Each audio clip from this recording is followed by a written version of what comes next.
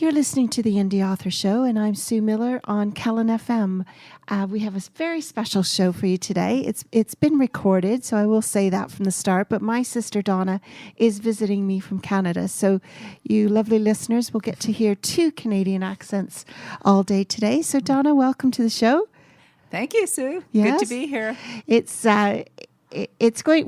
My sister is an author, and of course, this is the Indie Author Show. So I thought, well, there's no point in letting her come all this way, and not talking to her about her books. So this book, well, actually, it's two books, and hopefully you'll write a third one. So you've got a trilogy, but it's called The Bury Road Girls, and you've got. There's no subtitles to them, are there? They're just book one, or the second one is called More Adventures. There is actually a subtitle, Sue. It's Tales from the Bruce Peninsula, which is a very specific part of central Ontario. And the Bruce Peninsula is as you know, a very, very beautiful area on the Great Lakes. Yeah. So just to give everybody a bit of background, Donna and I are one of 7 girls. I'm the youngest, I have to say that. Donna's third from the bottom, or fourth from the top, however you want to say it. Third from the bottom. Yeah.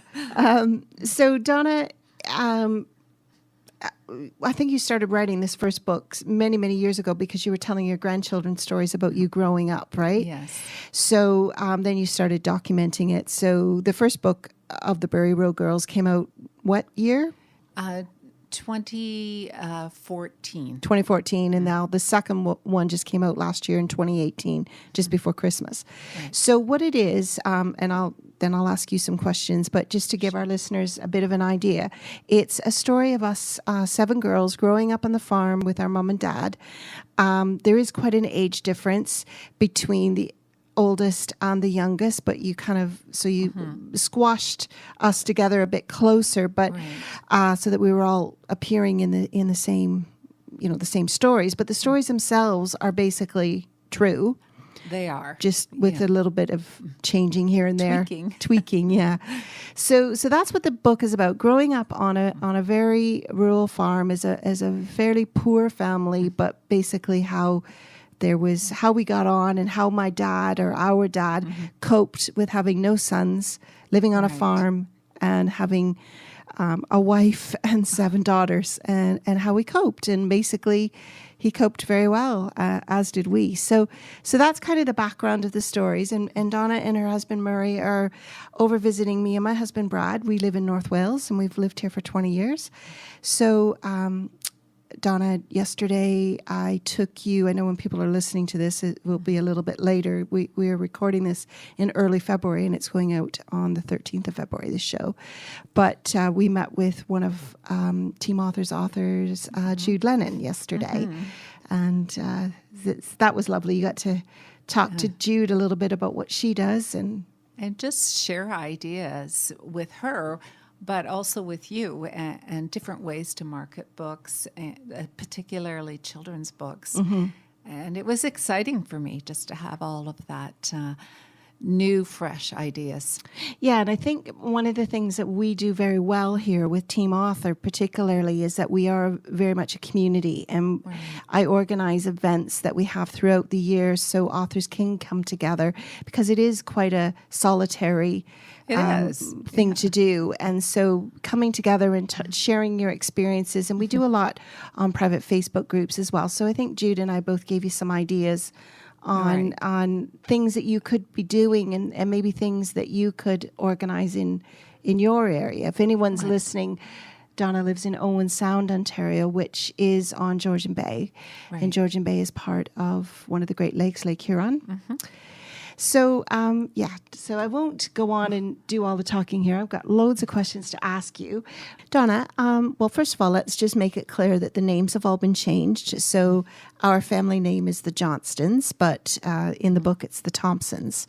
And then you changed all the girls' names and the mom and dad's names and so on. So I did. Even the neighbors that show up in the stories, their names are all different. Yeah. So and the age, it's basically told from the perspective of you, and you are Debbie in the book.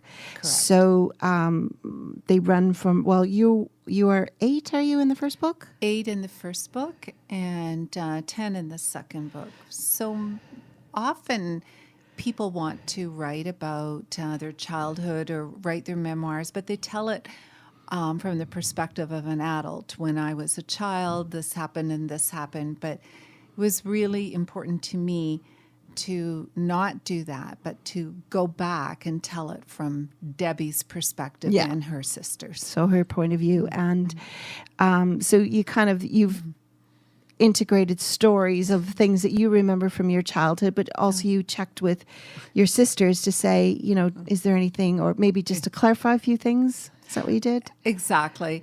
And even having done that, Sue, as you know from reading the books, I didn't get all the details perfectly, so a little bit of writer's freedom there. But the essence of each story is true. It's true. And I tried to focus on one sister and another and another. Yeah.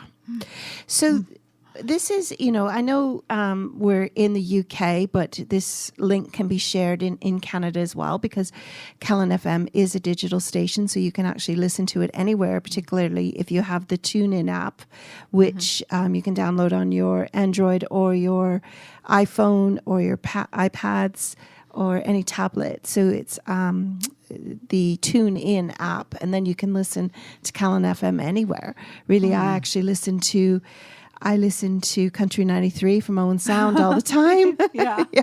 Which is a bit funny when you're hearing commercials from Owen Sound, Ontario. But for our UK listeners, this is very much an agricultural community in a very rural area of Northern Ontario.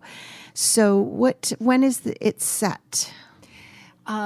Just to one more word about the area, you said very rural, which is true, but almost isolated because it's a peninsula and a little bit cut off from southern Ontario. We're about 3 hours north of Toronto. Yeah, I was going to say about 2.5 hours to 3 hours north of Toronto. So. Correct.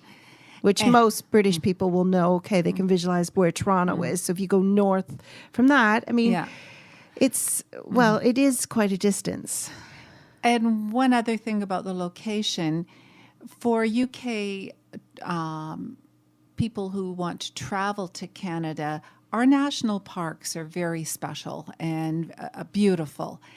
And one of the most beautiful of all the national parks in Canada is the Bruce Peninsula National Park, which is rugged, beautiful views of Georgian Bay and islands and sunsets and sunrises, challenging in some areas.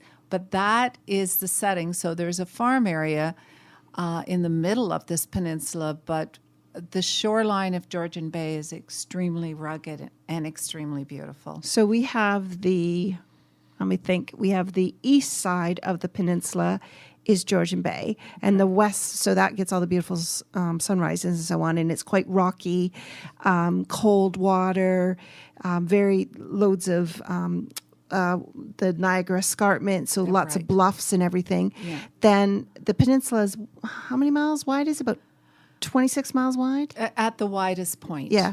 So on the west side, then is Lake Huron. So the Bruce Peninsula kind of cuts up through the middle. And so on the Lake Huron side, it's very sandy, more shallow, very warm. It doesn't have the ruggedness. So it's quite funny with just 26 miles separating the two, how the landscape is so different.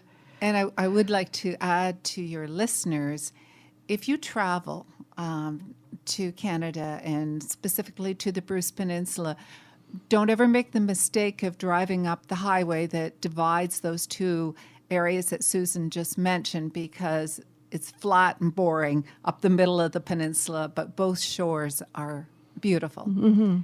So there is a, kind of up the middle of the peninsula is farmland, some rockier than others. So that's the setting, and it's what decade is it? The decade is the late 1950s for the first book. And as you mentioned, you weren't even born in the 1950s, but in the stories you are.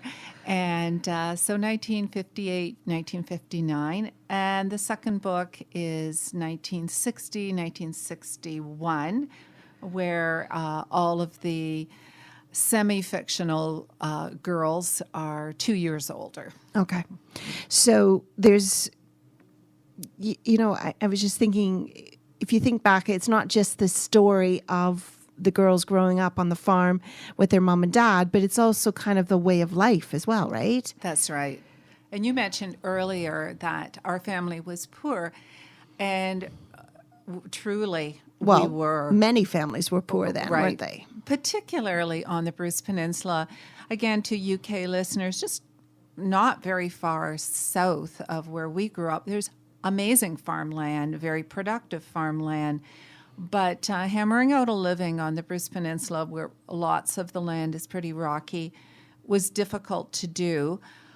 But it's important to say we never felt poor. Yeah. We never were hungry. We grew up on hand-me-down clothes, but had wholesome meals. And it was a very magical, rich family life. So just we'll just talk about book one for now, and we'll come back to book two. So tell us kind of a little bit about the book itself. Is I don't know, what would you say, 10 chapters? Do you know? It's 11 chapters. Mm-hmm. So, and they're short, and it's kind of a chapter book with a few illustrations. You've got a wonderful illustrator from Western Canada. What was her name? Stephanie Milton, but actually she's moved back to Ontario, which is nice. Oh, that's good. Yeah. She's amazing, and I'm thrilled with how she captured the story in her drawings. So we have some black and white illustrations just to scattered through the book, just to kind of bring it to a little bit more to life. And we find that children do like a little bit of illustration. So it's not a toddler book, though you have talked to nursery school or kindergarten age children about it. But but it is what we would call a chapter book. So you can read. Early reader. Yeah. So you can read 1 or 2 chapters at a time. It can be something that the parents read to the children, or the older children can read themselves. Right. Yeah. So in each book, you kind of tell there's sort of is there a moral? Would you say there was a moral to each chapter, or? Often there is. I didn't really start out that way, interestingly, but there are themes and morals throughout, particularly in book one. And one of the themes that many of the readers have talked to me about is this idea that all these girls growing up together, we had our squabbles, but we didn't tattle. That was a really big deal. And or in UK language, we didn't grass each other up. Oh, okay, good. Grass each other up. That's good. I'll have to remember that. So we might be really angry at something that one sister did or another, but there was just sort of an unwritten code that didn't happen. The other theme that I guess is of value is hard work. So I'm sure your UK audience, anyone that grew up in agricultural settings, would know that the children's labor was really, really important to the survival of the family. So as young children, I was particularly young. I think I was 10 years old when I was driving a tractor, when I had to stand up to reach the pedals, because that labor was needed. Yeah, and Dad was very patient. I mean, as we said, I was born younger, so I wasn't on the farm, so I didn't have, my dad had retired when I was 8 years old. So I don't have the recollection of working on the farm like the rest of you do. But I do remember that Dad was very patient growing up and, having to do the haying and so on, and having 7 girls that weren't, you all hard workers, and you all pulled your weight and everything, but it didn't really come naturally. It wasn't really what you wanted to be doing. Well, that's interesting because it's true Dad was very patient, but there was something else that was very unique about our dad, and that was he was really, really, really proud of his 7 daughters. In fact, he bragged about us all the time. And so I don't think any of us were very skilled or skilled at all mechanically, but we did just instinctively know that our dad needed us. So there was no complaining about work. When we were asked to work, we worked. And so in some of the chapters in the first book, Susan is sort of focusing on right now is harvest season and haying season. And other farmers would tease Dad because it was unusual to have 7 girls and no sons. But he strongly defended us that my 7 girls can work as hard as any 7 boys any day of the week. Yeah. And that was sort of confidence building. And so we lived up to his expectations. Yeah, that's true. And I know some of the girls, I'm just trying to think of the names. Judy would spend more time in the house, helping Mom, because Mom had to make all the meals and she did and do the laundry and all that. So Judy was less likely to be working on the machinery. She was a little nervous of the animals as well. Yeah. So, but loved doing household chores.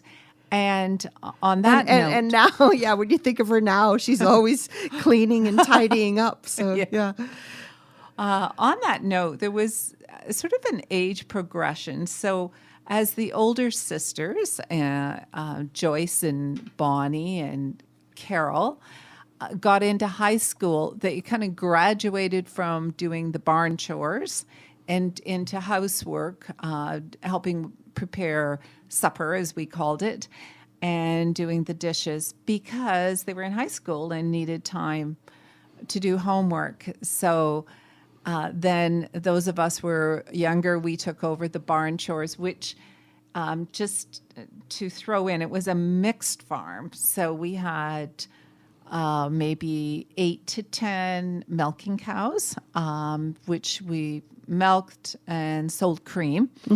We had some beef cattle. We always had pigs. We always had chickens and hens and our own eggs. So not specialized the way farming is today. Yeah. And then no crops other than hay? Hay and grain. Hay and mixed grain, which is barley and wheat primarily. Yeah. No corn because we didn't have a long enough growing season to grow corn.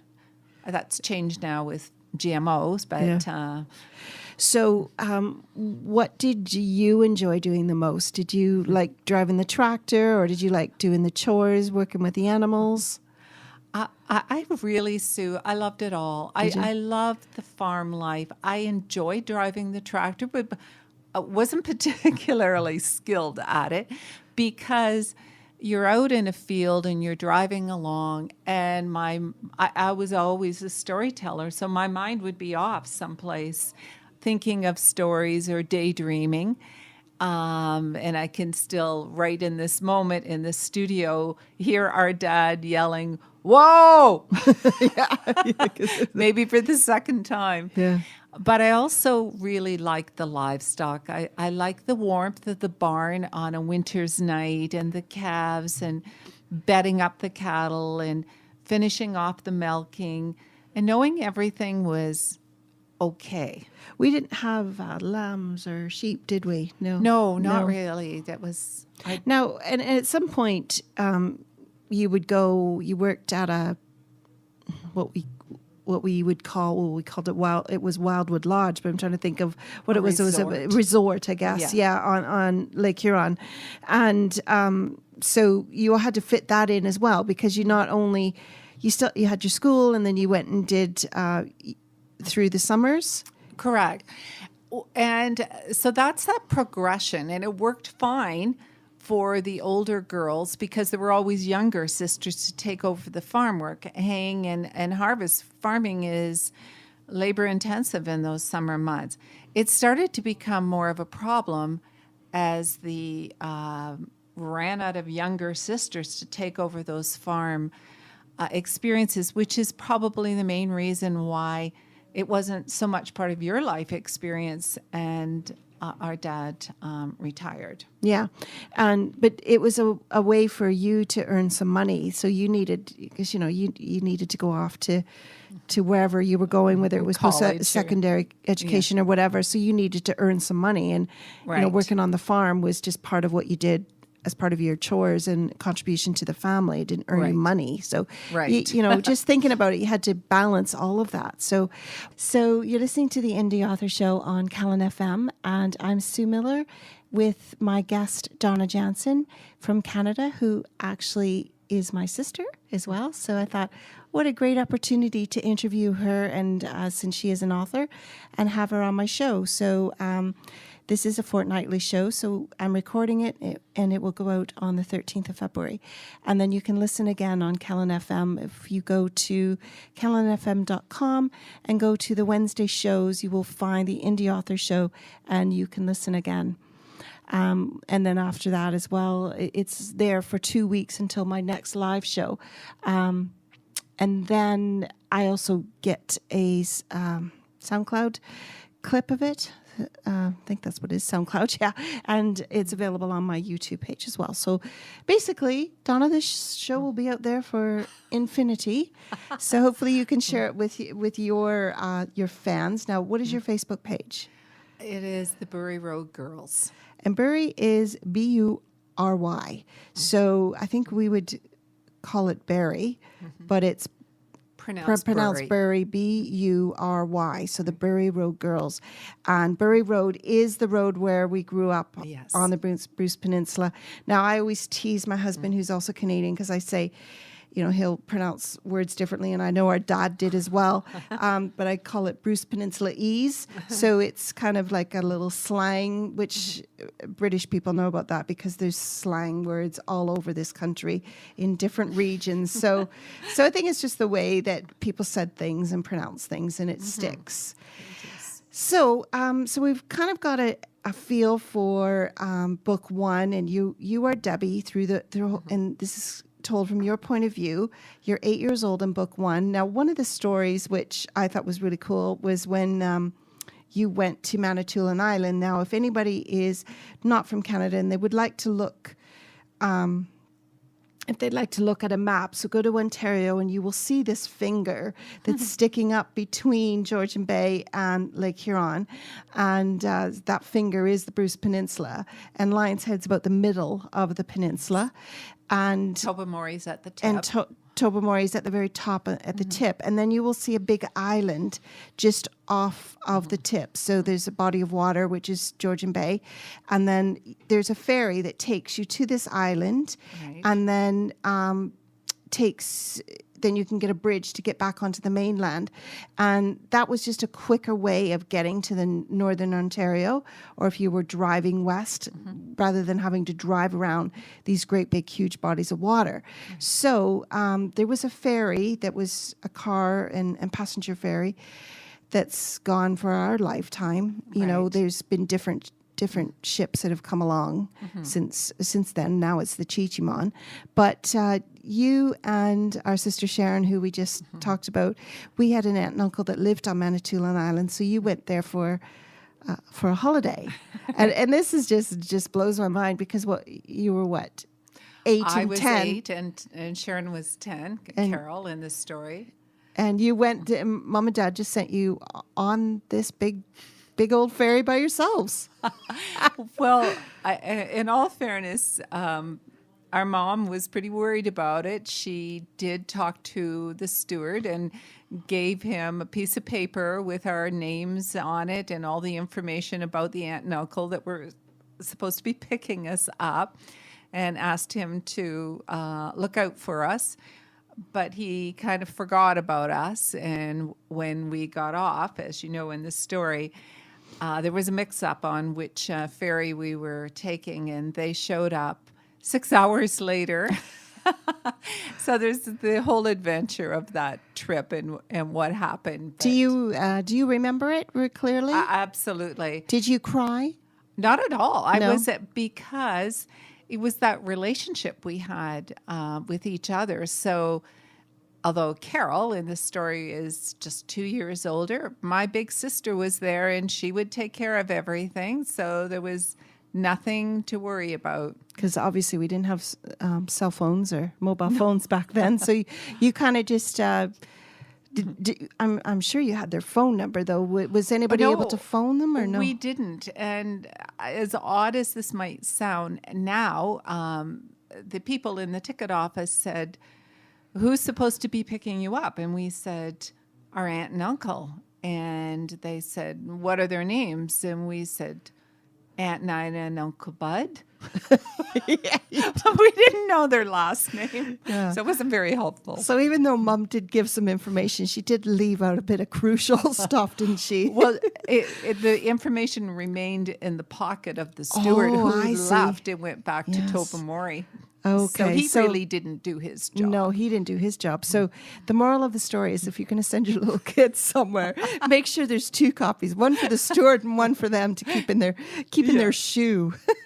But those were the days where you didn't really freak out about stuff like that. You just knew it was all going to work out in the end. It did. And that first book, if I can just throw in, there were lots of farm stories. So harvesting grain and baling hay and bringing it into the barn. Also going to a one-room school. Did they exist in Britain? Did they have one-room schools? Yes, I'm sure they did. Where grades 1 to 8 were all in the same. Yeah, if we're in Wales right now, but I'm sure they had that. Not in the bigger cities, but they would have in the remote areas back in the day, as they say. And so some of those stories were, and you would get dressed up and go to church on Sundays. That was kind of when you got you didn't work on a Sunday. You didn't. That's right. I mean, you had to feed the animals, but other than that, you didn't. And your social life. So you will remember this too, Sue. Your social life was church, school. Our mom was very involved in the Women's Institute, and we would visit families. And I think there's a story that's I'm very fond of this particular memory of visiting a family in the middle who were friends in the middle of the winter, and a horrible winter storm, the kind of storm you wouldn't experience here in the UK, with whiteouts and one you just had before you flew here, didn't you? Yeah. 30 centimeters of snow and drifting. And when I say whiteouts, that means the snow is blowing so hard you can't see in front of you. Mm-hmm. So there were plenty of those stories. And so anybody who kind of, let me say this, Donna, you and I growing up, and we both love books, and we love, I'm into publishing and editing and proofreading, and you're an author, and you've always been a teacher, even though criminology, but you still have enjoyed literature, English literature. And we grew up reading books, the Brontes or the Jane Austen, Daphne du Maurier. I mean, we grew up just kind of imagining Britain, and just thinking, oh, wow, what a magical, romantic place. And then I got to actually move and live here. I thought, oh my gosh, I can't be any luckier. So now we're offering British people, because the question I get asked all the time is, you're from Canada, why are you living here? I mean, everybody wants to visit Canada, or they love the idea of Canada. So by reading your books, this is a perfect sort of introduction into, because you're very atmospheric. I know Jude Lennon used those words, but you can visualize the life on the farm. And so I think if anybody who kind of wants, no, it's not about Toronto and it's not about the big cities, but it's about family and it's about community and it's about agriculture and it's about, nostalgia. And even though It's true. even though things might be different here in Britain, you still had those same values. People that worked, the communities had to pull together, whether they were mining communities or agricultural communities. It's still That's a good parallel. yeah. It's the same essence, and let's face it. Pretty much everybody that moved over there is from here, anyways. Right. So because one of the things that you notice, us driving you around England and Wales, is that you see so many towns and villages that are the same names as what we have. Southampton, Newmarket, Tobermory. I could go on and on. Yeah, and that's because those people that settled there are from here. So they took a little piece of them with them. So anyways, I just wanted to throw that in. So the Bury Road Girls book 2, which just came out, it's a lovely story. And let's just say on the front cover is Stephanie, the illustrator, she put in our actual lane and barn. So that's our real barn that I even remember. And that's your granddaughter, Grace, who's walking up the lane, isn't it? So I took a picture of Grace and Stephanie drew it. Yeah. That's very special. Yeah, for sure. So is there any sort of anything, I know just for our listeners, I'm Sandy in the book. So if you want to flick to any stories about Sandy, that's me. Now, is there any particular story that you want to, we don't have time to read anything, but any chapters that you want to just briefly touch on? Because I also want to talk about the type of people that are interested in these books, but we'll come to that in a minute. Sure. And you mentioned my granddaughter, so just wanted to speak to that first. And for those of you who are listening who have adult children or have grandchildren, you might be able to relate to this. So one of the big semi-disappointments to me was when I was raising my children and I would say to them, when I was a little girl, this happened or that happened. And they didn't sort of literally hold up their hand to signify I'm not interested, but they might as well have. And so my children really, as they were growing up, didn't find these stories all that interesting. However, my grandchildren loved them and said over and over, Grandma, tell us about the time this happened and tell us about the time that happened. So you would repeat them. I would repeat the stories, and then the idea came to write them down. So that leads me to answering your question. There was one where we got lost in the bush. So here you would call it the forest, I guess, or the woods. The woods, yeah. We went, it was Mother's Day, and we went to pick flowers and wild mushrooms and got lost. It was really quite a fright. And we separated. And if you read the book, you'll see why. And we spent hours lost in the bush, and there was a coyote involved. And so stories with animals in it seem to be particularly special. We had a very special dog, Ranger. So he shows up a few times. What type of? I mean, he was probably a bit of a mixture. But do you know what was his sort of? He was definitely a mutt. There was no defining characteristics. Yeah, but mid-sized dog. But he was a pretty special dog, wasn't he? Yes. So there's quite a few stories about him and how he helped. I remember from when I was a little girl, and you girls would all be at school, and I was too young, so I'd be back in the bush with my dad in the wintertime, because we did come from an area with lots and lots of trees. So you would cut down trees, and there wasn't this, oh my gosh, you can't cut the tree down thing. There was just so many of them that wouldn't matter, because you were thinning it out as well. And then you would sell the logs. So in the wintertime, there weren't, obviously your crops were off, so there wasn't as much farm work. So Dad would be in the bush cutting down trees, and then I would be back there with him, and he'd make me a little, kind of a little play den or whatever with tarpaulin and just all that. And our dog Ranger would be there, and then Ranger would just take off. So we'd be, I don't know, maybe mile and a half, 2 miles back in the bush away from the house, and Ranger would take off at the same time, and I can still remember Dad saying this, oh, the girls will be home. Mm-hmm. He didn't even have to have a watch on. Ranger would know when the bus was coming, and he would be back. He would head off to meet you. It's an amazing story. I know. It's just amazing. And I used to think, how does the dog tell the time? I couldn't even tell the time.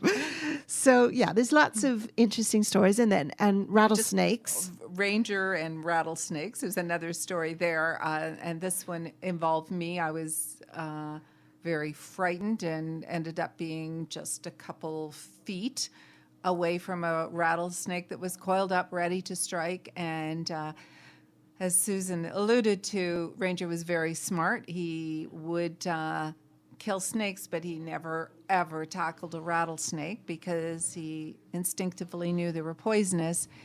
But given that my proximity and he sensed my fear, and once again I was only 8, he grabbed the snake and killed it. But in the process, he was bit. So I won't tell the rest of the story, but there's a little suspense in that, and children seem to love that chapter. Yeah, except for the very little ones. Yeah. You did have a situation where they were a bit upset. Yeah, afraid this dog was going to die. Yeah, so there's loads of those kinds of things, and again, it's all told from your point of view and the girls' point of view, and even some. I remember as my sisters got older and they brought home boyfriends, and then the boyfriends would work on the farm with Dad and so on. So, there was a real community, and there's one about the barn. The barn raising? The barn raising, because somebody's barn burned down? Someone's barn burned down, and not too far, just a concession over from us, and we actually saw the fire. And Sue's mentioned a few times this sense of community, and that's when you saw it full force. There was no fire department, so the barn burned down, and everyone arrived. They got the animals out the best they could, and they rebuilt that barn, and people brought food, and it was actually almost a festive occasion when they put that new barn up. Put the new barn, yeah. Okay, so the books then, we've got some of the themes that we were talking about. So we've got the barn raising, we've got the trip on the ferry, holidays. One thing you wanted to mention was ice hockey as well, because these are all kind of things that brought the community together. Absolutely. And I think for people living in Britain, they would associate ice hockey with Canadians. And I just wanted to underline that absolutely is true. It was a huge part of growing up. And there's a chapter about all the competition in a local ice hockey game that was central to our community life. Yeah, and being 7 girls, it was always fun going to the rink to see these good-looking guys, these good-looking athletic men. Yeah. Right, Brenda? I say that to Brenda because her husband was a goalie. So, just the other overwhelming thing that to you and I doesn't really seem like much, but the amount of snow and how we just coped in the snow. I know, like over here, you came here when we got a little bit of a snowstorm at the beginning of February, and it was like, wow, look at all this snow and things are closed. And meanwhile, back in our hometown, the kids had gone to school one day in 2 weeks. Exactly. Because there was so much snow. They had to just close the roads. And that is a little bit that unusual. Is a bit extreme, but it has been a difficult winter. Mm-hmm. So our mom and dad are no longer with us, sadly, but Mom was around for the book 1, so she was very proud of you, I know, and I'm sure she gave her blessing on these stories, and so that kind of brings me to some of the surprise audiences, because you thought, well, this is going to be a book for, or these are books for young readers and so on, but tell us a little bit about the surprise audiences you had. Right, because, and it is a book for young readers, and I had my grandchildren in mind, but I never expected an devoted adult audience. And that includes men and women. So people who grew up in the 50s and 60s and had some connection to farming love the nostalgia of these books, and they talk about them and they buy them. So that was really rewarding. So that was one surprise audience. And another one was Troubled Children, because, and this seems a little counterintuitive, because this is pretty happy stories. This is a pretty blessed and loving family where, sure, we had our problems, but very secure.